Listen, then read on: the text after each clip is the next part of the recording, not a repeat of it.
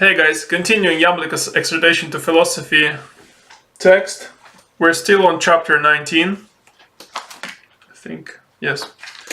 Okay, in this part of the chapter, Iamblichus brings back the idea, I think that he mentioned earlier on, that goods, things that we typically consider goods, they're good for a justful and good person. But for an evil person, they're great evils, they're pains. And he fleshes it out in the following way. He says, well, this is pretty much what he says. Goods of the multitude, such things as health, beauty, wealth, a keen eye, a quick ear.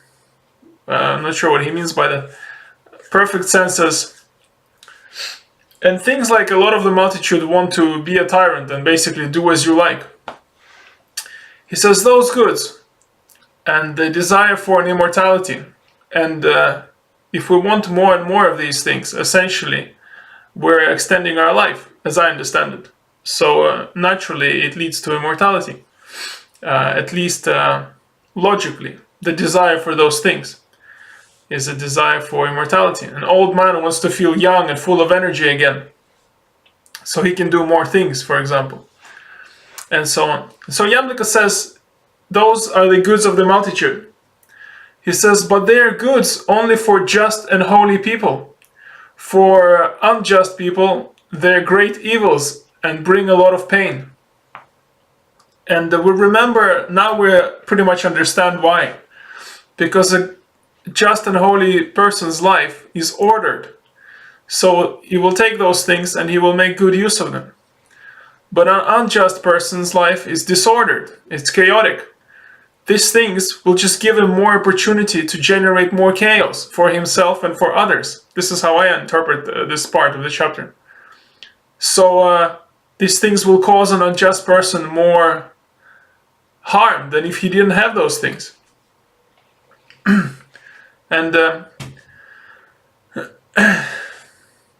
we remember from previous chapters why. For example, if the unjust person is very beautiful, we remember either in this chapter or in the previous chapter, Iamblichus said, it will make the person stand out even more because they're beautiful.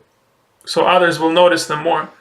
But because they are unjust, they will be a coward most likely. And a disgrace. And so others will see that as well. So they will notice the unjustfulness and disgracefulness of this person. Even more if this person is beautiful than they would otherwise. Otherwise, they wouldn't pay much attention to this person. So this is from before this part of this chapter. Iamblichus said this. Similarly, we see this with wealth, with health, and so forth. I know quite closely, being a psychologist, I have a lot of clients from all kinds of different situations. And I know a couple of people, not as clients, but even in my personal life, that it could be said that they're very unjust and they're coming towards the end of their life. They're very old right now. And because they've lived so long and they did not wish to develop their mind, they did not wish to develop self-control, they just indulged in everything. They cheated people, they stole from people, and so forth. And those people now, like health, for a person who feels good, health is great. They're alive, they're healthy, they feel good. But for those types of people, health is a curse. They're suffering. Every day that they're alive, they walk around thinking horrible things, saying horrible things, planning horrible things. And it really is a curse for them. It is very strange how this works, but it's beautifully, this part of the chapter beautifully highlights that point. Like if I compare old people in my life that I know, that are just, literally, with those that are those thieves and robbers and liars, if I compare the two, the just ones, they are loving their life. The same age, let's say they're in their 60s, 70s. The just ones are loving their life, they're enjoying it, they're full of happiness, it's a pleasure to talk to them. The unjust ones, it's like a nightmare for them, their life. They're plagued by their bodies are usually falling apart at this time because of how they live their life, indulging in all kinds of desires and not controlling themselves. And one person I'm thinking about is pretty much paralyzed, half of his body. They just give up on him because he completely trashed it throughout this whole life.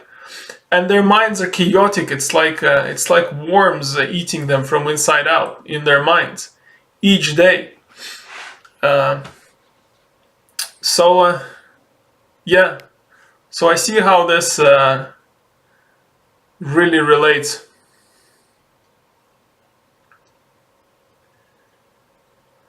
And because of the wealth of the particular person I'm thinking about right now is close to my family, the unjust wealthy person.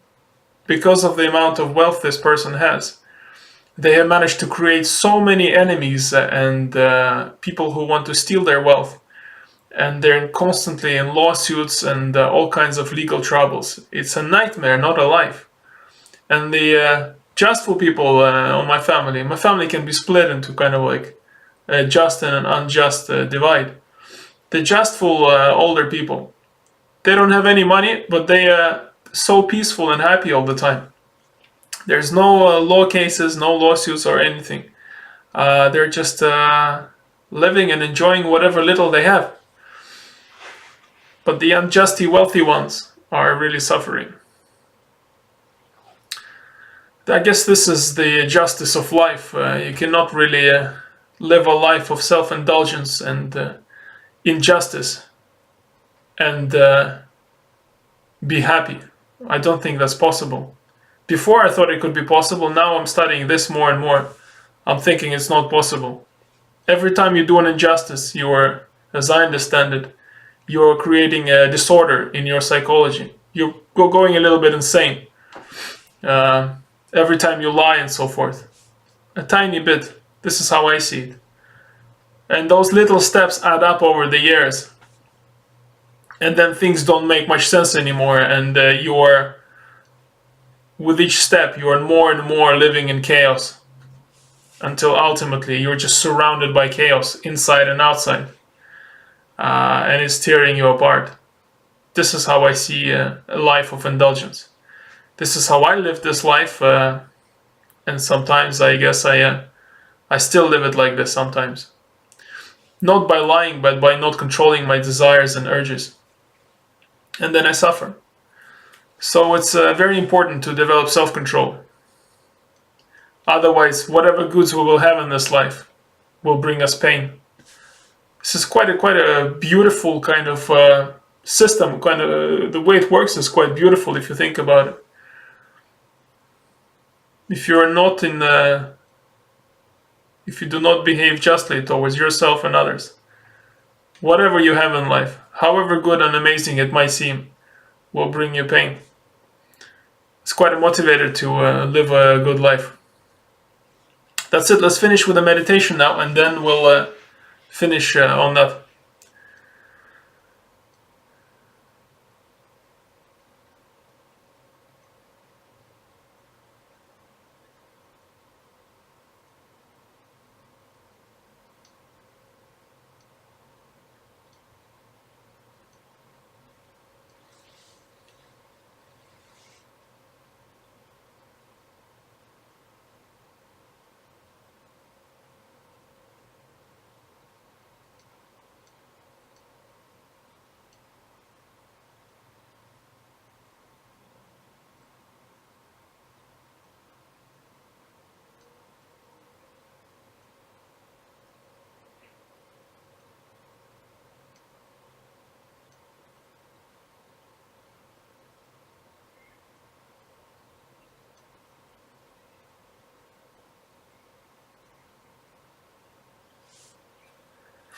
Okay, thank you guys.